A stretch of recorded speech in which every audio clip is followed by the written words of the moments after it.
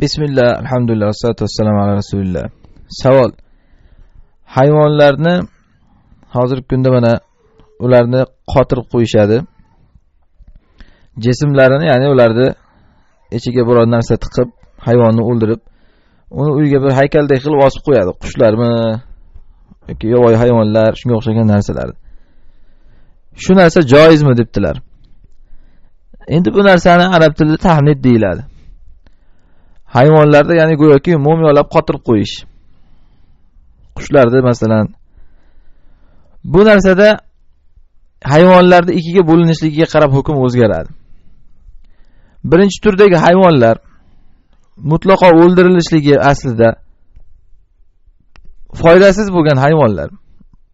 Ularni faqat shu ish uchun o'ldirib yoki ularni olib chiqib sotishlik, mana bu narsa harom bo'ladi. Masalan, yovvoyi hayvonlardan yeyish mumkin bo'lmagan bo'rilar, sherlar, yo'lbars, qoplon degan unaqa hayvonlar.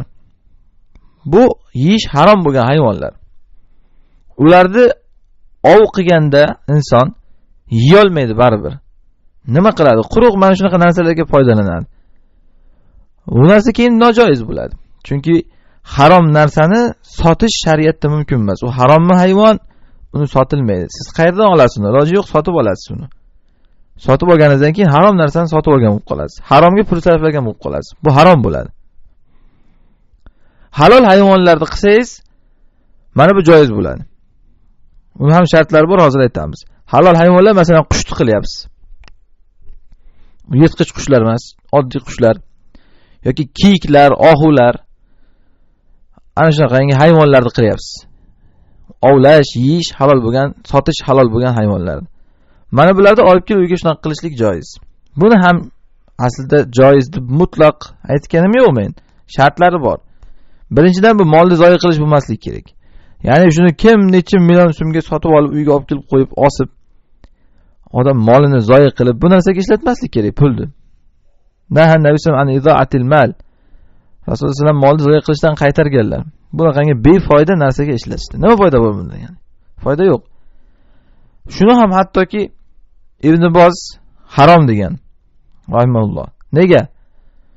Chunki bu narsa uyga haykal qo'yish bilan barobar degan. Haykal qo'yishdan qaytarilgan. Bu haykal bu degan.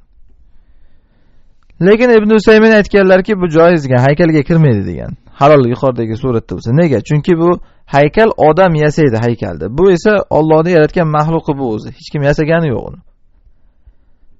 Yani ko'rib turibsizki, hattoki shunda ham ixtilof bor. Shuning uchun bu narsalar aslida quruq zinat, insonga bir foydasi yo'q narsa qilinmagani yaxshi bo'ladi.